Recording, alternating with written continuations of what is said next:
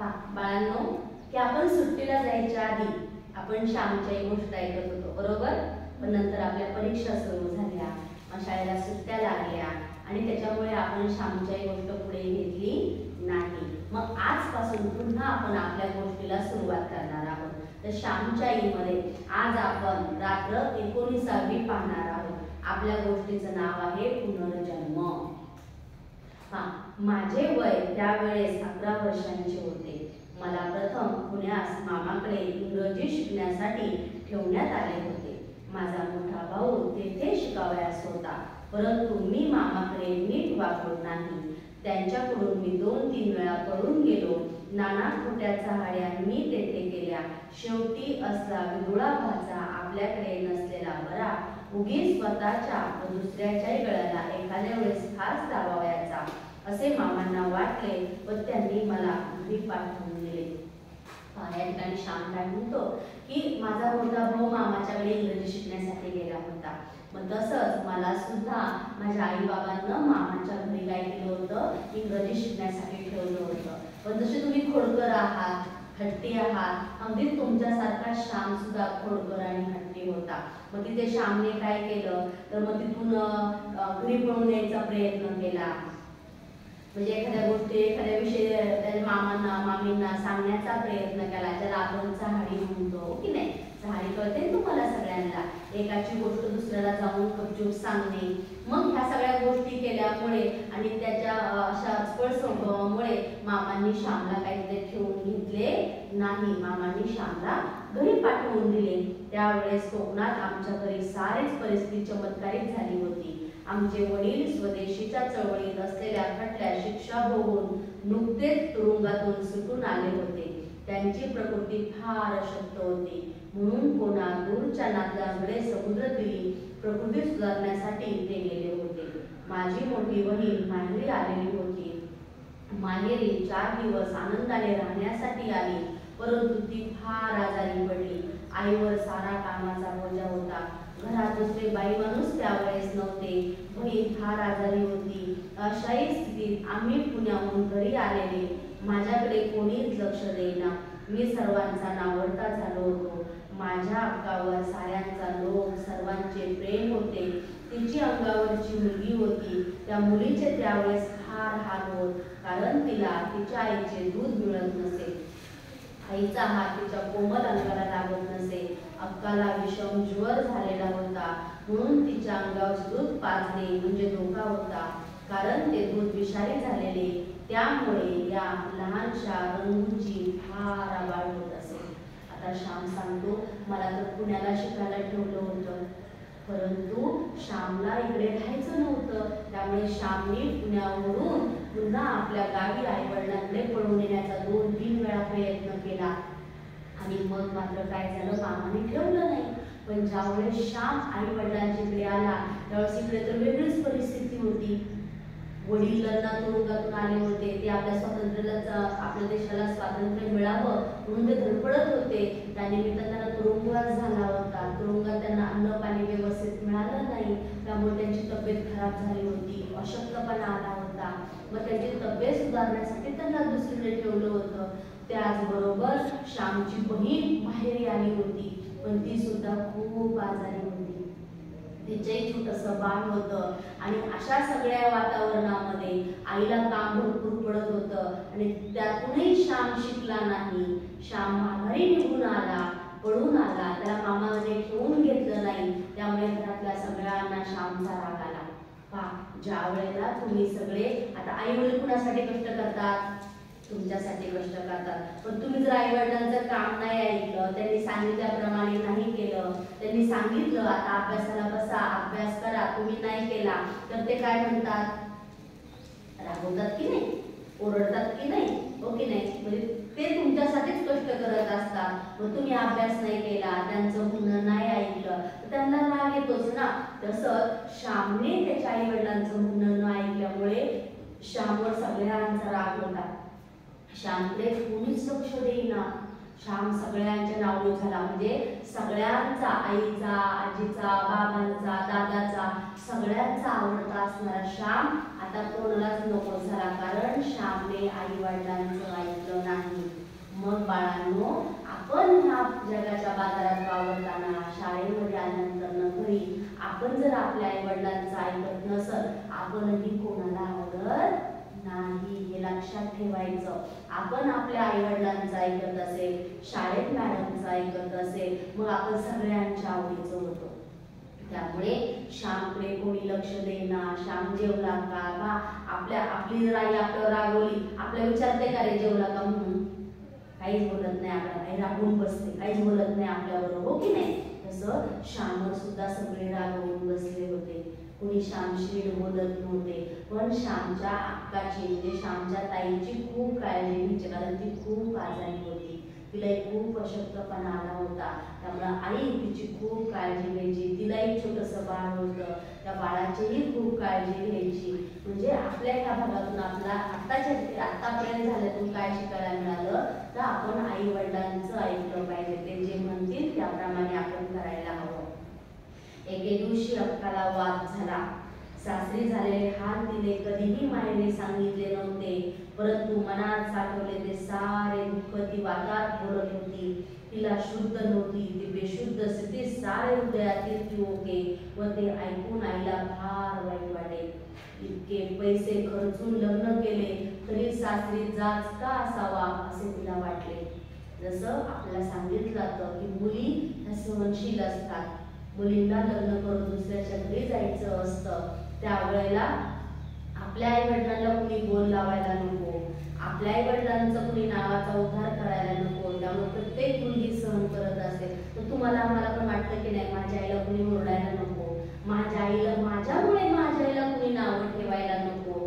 तसं प्रत्येक मुलीला वाटतं, तसं श्यामच्या अक्काला सुद्धा वाटायचं. त्यामुळे सासरी श्यामच्या आई अक्काला जो काही त्रास होता, जो काही छळ तिला झालेला होता, तिनं आई वडिलांना किंवा कोणाला सांगितला नाही. पण ज्यावेळेस ती एवढी आजारी पडली, तिला वाताचा त्रास खूप होऊ लागला.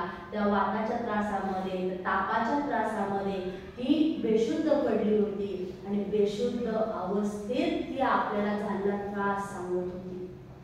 त्यावेळेला मग तिला कसं छळलं, कशी मारहाण केली, कसा त्रास दिला, ही त्या तापामध्ये ती भरडत होती. आणि त्यावेळेला ऐकून आईला रडू यायला लागलं.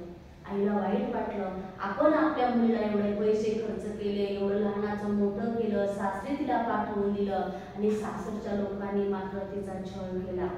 ज्याप्रमाणे भोवंकीत त्याप्रमाणे सासूरवास हाही आपल्यातील दुर्गुण आहे. दुसऱ्या घरातील आलेली मुलगी तिचे आईबाप पाहिजे हे खरे म्हटले तर सासू सासऱ्यांचे कर्तव्य, परंतु त्यांना वाटते की सत्तेची मोलकरी नाही. सासरचे हाल ज्या दिवशी थांबतील तो सुदीन. सासूरवास हा भाषेतील शब्दच सारा इतिहास सांगत आहे. मुली ओव्या म्हणतात, त्यात पहा सासूरवासाचे कसे वर्णन करतात. सासरचे बोल जसे कारल्याचे वेल, गोड कसे लागतील काठी केल्या. सासरचे बोल जशा रेशमाच्या गाठी, रात्रंदिन रडवेती घाई घाई. म्हणजे मुली कसं म्हणतात की सासरची लोक जसं बोलतात कारल्यासारखं. कारलं कसं असतं रे? कडू. कसं असतं? कडू.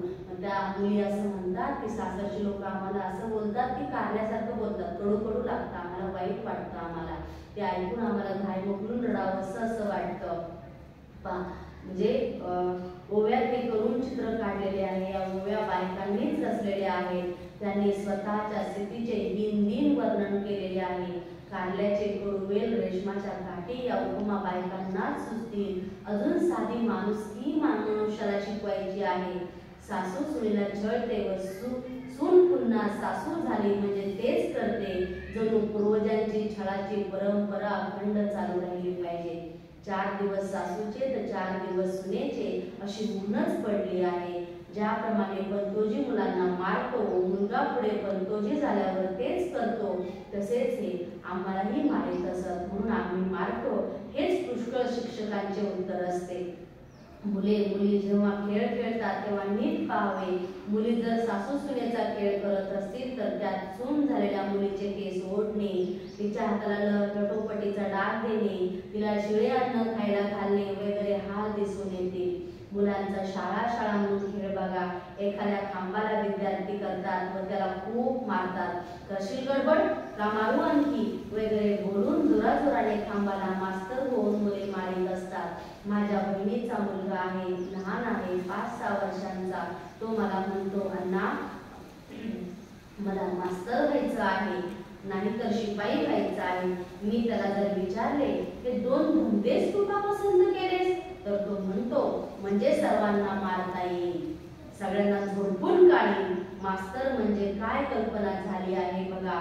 म्हणून शाळा म्हणजे सासूरवास वाटतो. शाळा व सासर यांचे माहेर झाले पाहिजे. मी कुठेतरी भळकत चाललो असे म्हणाल, परंतु माझे पित्त उसळते.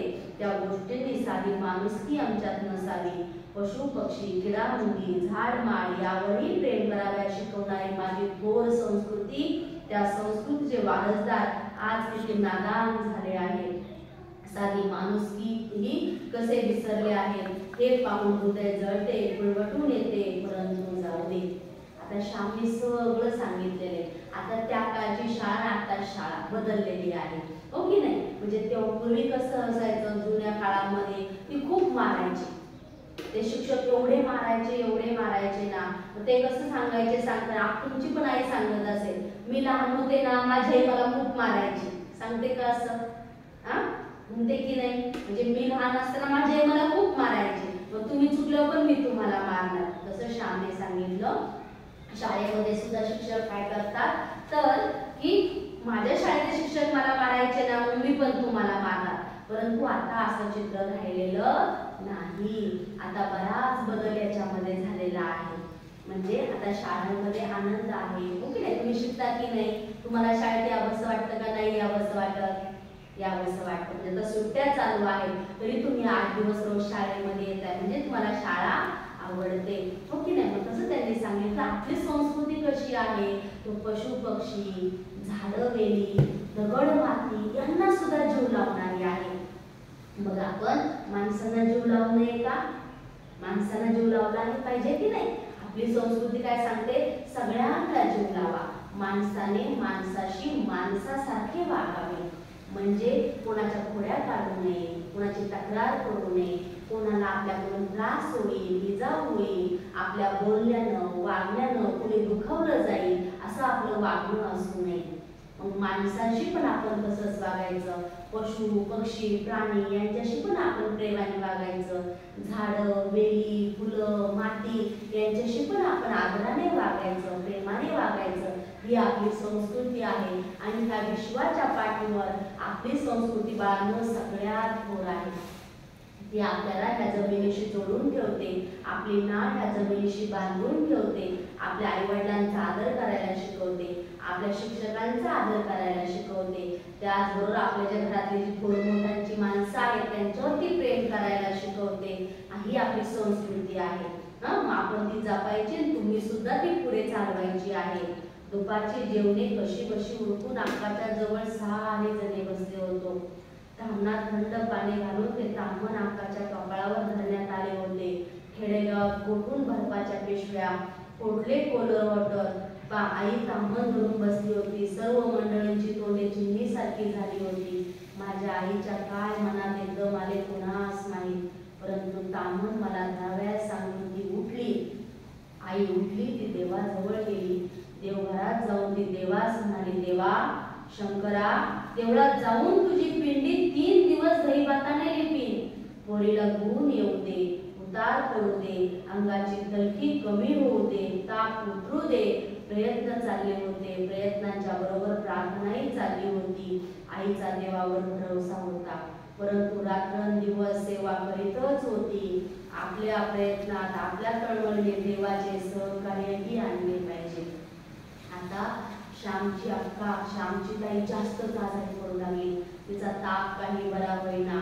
ज्यावेळेस आपल्या अंगाला ताप येतो त्यावेळेस आपली आई काय करते रे, आपल्या अंगावरती मिठाच्या पट्ट्या ठेवते की नाही, थंड पाण्याच्या पट्ट्या ठेवते. थंड पाण्याने आपलं अंग पुसून घेते, बरोबर आहे की नाही. आणि मग पण त्यावेळेला ठिकाणी इतका ताप होता की बर्फाची पिशवी अंगावर ठेवावी, डोक्यावर ठेवावी. तर बर्फ कुठले त्या काळामध्ये म्हणून आईने काय केलं, देवाचं जे ताम्हण असतं ते तिच्या डोक्यावर धरलं होतं, जेणेकरून थोडं थोडं थोडं टिप टिप टिप पाणी तिच्या माथ्यावरती पडेल आणि तिच्या डोकं जर थंडगार होईल. पण एवढं करत असताना आपल्याला पण आपण संकटात असतो की आपल्या पटकन आपली आई आणि आपला देव बाप्पा आठवतो की नाही? आपण पण तुम्हाला काय संकट आलं, तुम्हाला काय हवं, आपण लगेच मनोमन देव बाप्पाची प्रार्थना करतो, देव बाप्पाला आपण शरण जातो. तसंच आई सुद्धा आता लवकर बरी व्हावी म्हणून देव बाप्पाला प्रार्थना करू लागली, देव बाप्पाला साकडं घालू लागली, देव बाप्पाला विनंती करू लागली, नाही का? रंगू उठली रे पाळण्यात, जा तिला घेऊन बाहेर जा, इथे रडवू नकोस असे आई मला म्हणाली. मी उठलो, वाकाची मुलगी खांद्याशी घेऊन तिला खेळवीत बाहेर गेलो. रंगूला इकडे तिकडे हिंडवून मी कंटाळलो व घरात आलो. 3 सांची वेळ होत आली होती. बाहेर कानपिनीना कांडप घातले होते, ते त्यांच्याजवळ मोजून घ्यावयाचे होते. गुरे गोठ्यात येण्याची वेळ होती. गुराखी गुरे आली व एवढे ओढून पुढे जात असे. त्या गुरांना बांधायचे होते. अशा त्या कामाच्या धांदलीत मी रंगूला तिथेच ठेवून बाहेर गेलो. ती लहानगी रंगू रडू लागली. ती आईसाठी रडत होती. आईच्या प्रेमाने भुतबला हात अंगाला लागावा म्हणून का ती रडू लागली? हा आईचा देवावर भरोसा होता, परंतु रात्रंदिवस आई सेवा सुद्धा करत होती. आता श्याम सांगतो, इतकी कामं वाढली होती, सगळे गुराखी आले होते, सायंकाळची वेळ झाली होती, गुरांना बांधायचं होतं, कानपिंनीचं धान्य कुठून झालं होतं ते मोजून घ्यायचं होतं, याने रंगूलाही खेळवायचं होतं, तिला रडू द्यायचं नव्हतं. एवढी सगळी कामं एकत्र असताना मी रंगूला खाली ठेवलं आणि मी गुरे बांधायला गेलो. पण त्यावेळेस रंगू मोठमोठ्याने रडू लागली. कारण तिला आई हवी होती, तिला आईच्या जवळ जायचं होतं. तसं पहा की आपण दिवसभर शाळेमध्ये असतो, संध्याकाळी गेल्या गेल्या आई जर आपल्याला नाही दिसली तर आपण काय करतो? सगळीकडे तिला शोधतो. ह्या घरात आहे का, ह्या झाडाजवळ आहे का, बाहेर बसली का, शेजारी कुणाकडे गेली का, आपण सगळीकडे तिला शोध घेण्याचा प्रयत्न करतो, बरोबर ना? का? आई आपल्याला दिसायला हवी. मग आपण एवढे मोठे आहोत, ते बाळ तर एवढं छोटस होतं, म्हणून ते बाळ आईसाठी खूप मोठ्याने रडू लागलं. आईने प्रेमाने बघावे म्हणून का ती भुकेली होती. मुकी पोर, लहान दुबळा जीव. आई तिची अंथरुणात तळमळत होती, वातात मधून मधून बोलत होती. रंगूला तिच्या आईचेही दर्शन 2 दिवसात होत नव्हते. तिचा आत्मा आईला भेटण्यासाठी कावळत होता, आक्रोश करीत होता. माझ्या आईजवळ मला नेऊन ठेवा, क्षणभर तिच्या कुशीत मला नेऊन ठेवा. मला दूध नको, काही नको, मी त्यासाठी हपापलेले नाही. तो आईची क्रूश हात मला लागू दे, त्यानेच माझे पोषण होईल, असे का ती रडून सांगत होती. तिच्या रडण्याची भाषा कोणाला समजणार?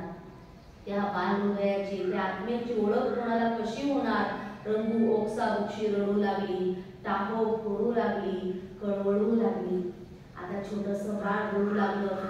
श्याम असं म्हणतो, जणू काय ते छोटंसं बाळ असं सांगत होतं की मला फक्त माझ्या आईजवळ न्या, मला आईचं दूध प्यायला देऊ नका, मला काही देऊ नका, फक्त माझ्या आईचा स्पर्श मला होऊ द्या, मला डोळे भरून माझ्या आईला पाहू द्या, मला माझ्या आईच्या जवळ जाऊ द्या.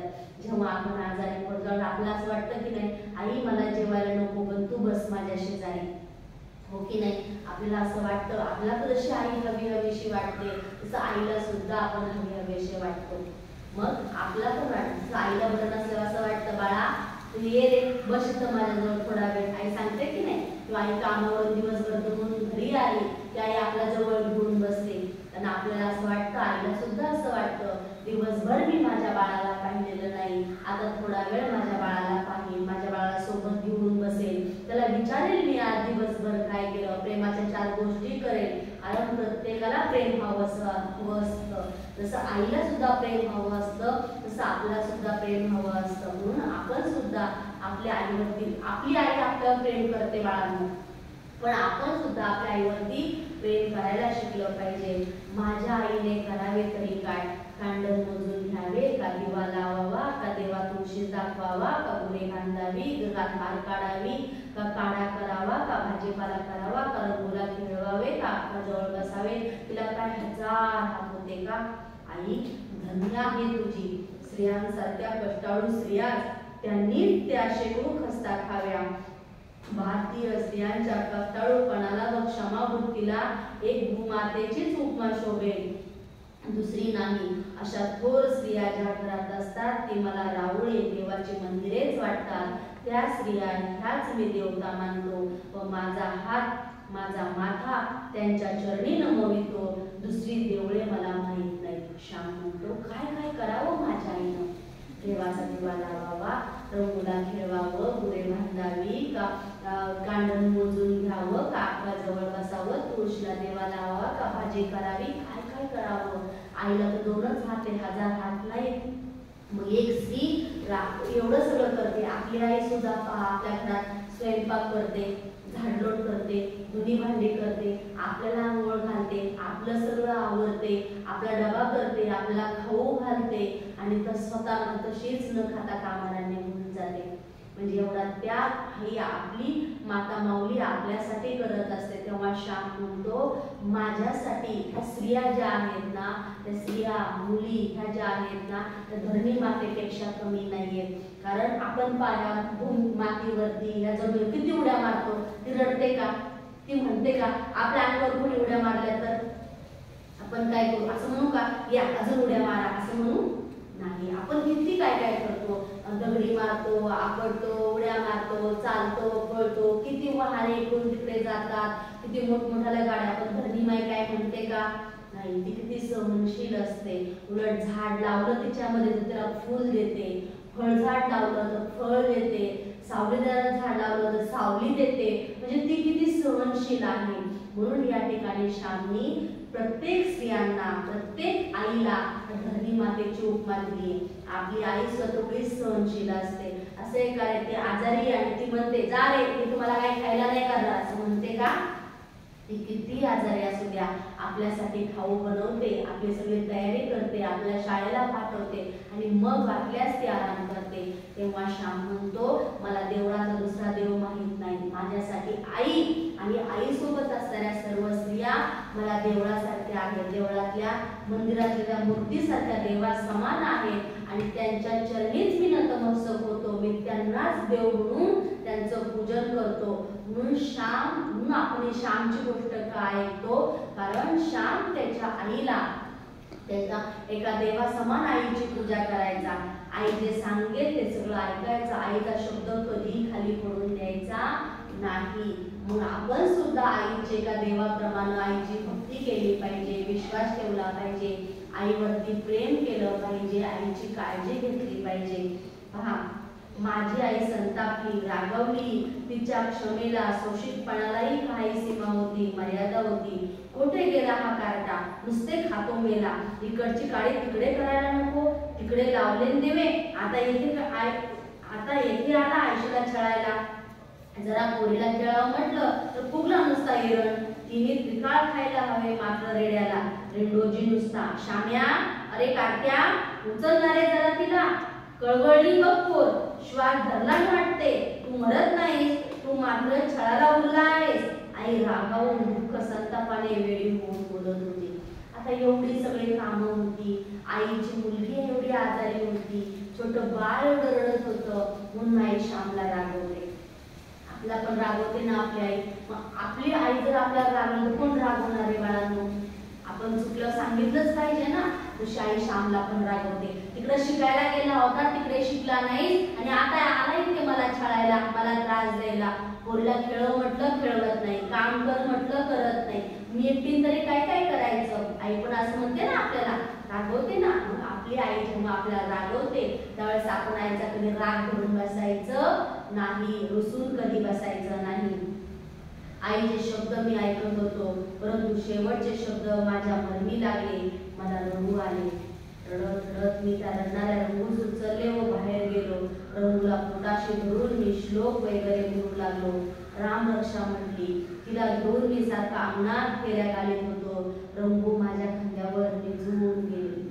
म्हणजे ती रडून रडून दमली होती, तिला झोप लागली. श्यामी राम रक्षा म्हणेपर्यंत, श्लोक म्हणेपर्यंत ती झोपून गेली. आईच्या शब्दांनी मी जागा झालो. कशासाठी जगावे हे मला कळेना. चकमक झडल्याशिवाय ठिणगी पडत नाही. माझ्या जीवनात ठिणगी पडली, ते जाणे प्रकाशाला. गुणी मनुष्य जगाला हवा हवासा वाटतो. निराय आहे का? गुणी मनुष्य जगाला हवा हवासा वाटतो, गुणहीन करंटे जीवन काय कामाचे. आपला काडीचाही उपयोग नाही, आपले जीवन म्हणजे सर्वांना भार, सर्वांना त्यापासून त्रास असे मला त्या दिवशी वाटले. माझ्या जीवनाला त्या दिवसापासून कलाटणी मिळाली, निराळी दिशा दिसू लागली. कोणत्याही गोष्टीची वेळ यावी लागते असे म्हणतात ते खोटे नाही. मी त्या दिवशी देवाला प्रार्थना केली व आभाळाकडे बघत, उगवणाऱ्या ताऱ्यांकडे बघत प्रार्थना केली. देवा, आजपासून मी चांगला होण्याचा प्रयत्न करीन. नीट ऐका. देवा, आजपासून मी चांगला होण्याचा प्रयत्न करीन. माझ्या या निश्चयाने प्रसन्न हो, मला चांगला कर व माझी आत्माही बरी कर. श्याम म्हणतो, जर चांगलं आपण नीट ऐकलं, चांगलं बोललो, चांगलं वागलो तर आपण सगळ्यांना आवडतो. आपण शिवाय दिला कोणाला आवडू रे? आपण आईचं काम नाही ऐकलं, आपण कोणाला आवडू? आपण नुसतं झोपून राहिलो, नुसतंच खेळत राहिलो, नुसतंच गप्पा मारत राहिलो, कोणाला आवडू आपण? म्हणजे वाईट वागणारी मुलं असतील, मोठी माणसं असतील, कोणालाच आवडत नाही. पण चांगलं वागणारी, चांगलं बोलणारी माणसं, मुलं सगळ्यांना आवडतात. हो की नाही? मग श्याम म्हणतो, आज मला कळलं की मी करंटा झालो, मी चांगलं वागलो नाही, माझ्या आईला मी त्रास होईल असं वागलो, असं वागणं चांगलं नाही. मी माझ्या आईसाठी चांगलं वागायला शिकलं पाहिजे. म्हणतो देवबाप्पाकडे प्रार्थना करतोय, देवबाप्पा मला चांगलं वागण्याची सद्बुद्धी दे, मी चांगला गुणासारखा वागलो पाहिजे. मी आजपासून चांगलं होण्याचा प्रयत्न करेन. चांगलं व्हायचं म्हणजे काय? रोज नटापटा करायचा, गन पावडर लावायची, रोज नवीन नवीन कपडे घालायचे का? चांगलं व्हायचं म्हणजे काय? मी चांगलं बोले, मी चांगलं वागे, सगळ्या मोठ्यांनी सांगितलेलं काम ऐके, सगळ्यांशी नम्रपणाने बोले, प्रेमाने बोले, स्वतःहून घरची कामं करेल, स्वतःहून सगळा अभ्यास करेल. याला म्हणायचं चांगलं वागणं. मग तेव्हा श्याम म्हणतो, देवबाप्पा मी तर निश्चय केलाय बरं का रे, पण तू आता मला साथ कर. त्या दिवसापासून आकाला गुण पडत चालला, एवढे खरे. माझी आका पुढे चांगली बरी झाली, ती शरीराने बरी झाली, मी मनाने बरा झालो, दोघांचे पुनर्जन्म झाले, आकाला नवीन शरीर मिळाले, मला नवीन हृदय मिळाले. किती सुंदर आहे बघा शेवट. मग ज्या दिवशी अगदी अंतःकरणापासून श्यामने देवबाप्पाला हाक मारली, हे देवबाप्पा मला चांगलं होण्यास मदत कर रे. देवबाप्पाने श्यामचं ऐकलं. पुढे श्याम म्हणतो, माझ्या अक्काला पण बरं कर, कारण माझ्या आईलाही त्रास होतो, अक्कालाही त्रास होतो, त्या छोट्या बाळालाही त्रास होतो. आणि श्यामने एवढी प्रेमाने, एवढी अंतःकरणापासून भगवंताला साथ घातली, भगवंताला ऐकावं लागलं. मग त्या दिवसापासून अक्का हळूहळू हळूहळू बरी होऊ लागली. श्याम म्हणतो, माझी अक्का शरीराने आजारी होती, देवबाप्पानं तिला शरीराने बरं केलं, तिला नवीन शरीर दिलं, म्हणजे ती बरी होत चालली, ती चांगली झाली. आणि मी मात्र मनाने आजारी होतो. मनाने आजारी म्हणजे काय? मी चांगलं वागत नव्हतो, चांगलं बोलत नव्हतो, मी चांगलं काम करत नव्हतो, मी आईचं ऐकत नव्हतो, आईला त्रास देत होतो, मी कोणालाच चांगलं वाटेल असं करत नव्हतो, म्हणजे मी मनाने आजारी होतो. देवबाप्पा मी जो मनाने आजारी होता असते तुम्हाला मनाने बरं केलं, आणि माझी आका जी शरीराने आजारी होती ते शरीराने तिला बरं केलं. मला नवीन हृदय मिळालं, कारण आता श्यामच्या हृदयामध्ये परिवर्तन झालं होतं. त्याला आता आईचं ऐकावंसं वाटत होतं, आपण आईची काळजी घ्यावी असं वाटत होतं, आपल्यामुळे आपल्या आईला त्रास होणार नाही असं आपण वागावं हे श्यामला आता कळू लागलं होतं. म्हणजेच आपल्या हृदयामध्ये परिवर्तन झालं. आणि बाळांनो, तुम्हाला आम्हाला सुद्धा आपल्या सगळ्यांना आपल्या मनावरच काम करायचंय आणि आपल्या हृदयामध्ये परिवर्तन झालं पाहिजे. असे देवबाप्पाला अंतःकरणापासून हाक मारत. दुसरं काय मागायचं? देवबाप्पा मला परीक्षेत पास कर, मला चांगले मार्क दे, मला आज आईने 10 रुपये देऊ दे, मला आज आईने कुरकुरे आणू दे, असलं नाही मागायचं.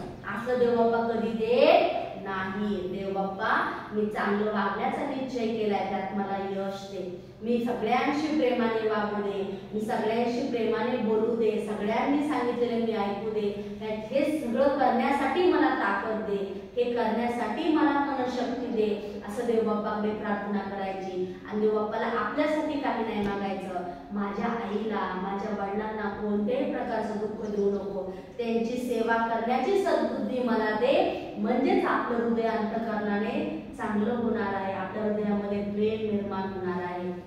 आणि ज्याच्या हृदयामध्ये प्रेम असतं ना बाळांनो, तो आई वडिलांना आवडतो, शिक्षकांना आवडतो, सगळ्या जगाला आवडतो आणि त्याचबरोबर तो भगवंताला देव बाप्पाला सुद्धा आवडतो.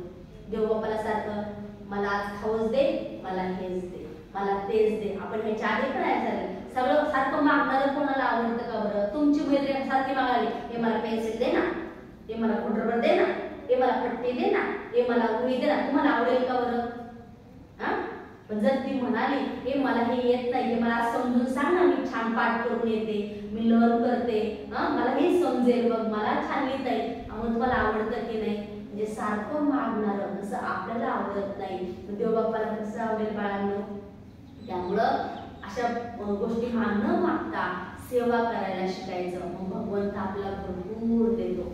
म्हणून आपण आजच्या गोष्टीतून काय शिकलो? मग श्यामची आई. पण काय शिकलो आपण आजच्या गोष्टीतून? सगळ्यांचं ऐकायचं. बरोबर, आपण सगळ्यांचं ऐकलं पाहिजे. अजून बरोबर, सेवा केली पाहिजे, काळजी घेतली पाहिजे. अजून अजून काय शिकलो? आपल्या मनामध्ये जे वाईट विचार येतात ते आपण बाजूला सारले पाहिजे आणि आपल्या मनामध्ये चांगले विचार येतील यासाठी आपण प्रार्थना केली पाहिजे. कोणाकडे प्रार्थना करायची? देव बाप्पाकडे प्रार्थना करायची. बाकीच्या गोष्टी देव बाप्पाला मागायच्या का? नाही. फक्त चांगली बुद्धी मिळू दे, चांगलं मी चांगल्या विचाराने राहू दे, हेच फक्त आपण देव बाप्पाकडे मागायचं आहे. आजची गोष्ट समजली? आजची गोष्ट आवडली? ठीक आहे, मग उद्या आपण नवीन गोष्ट घेऊया. ठीक आहे.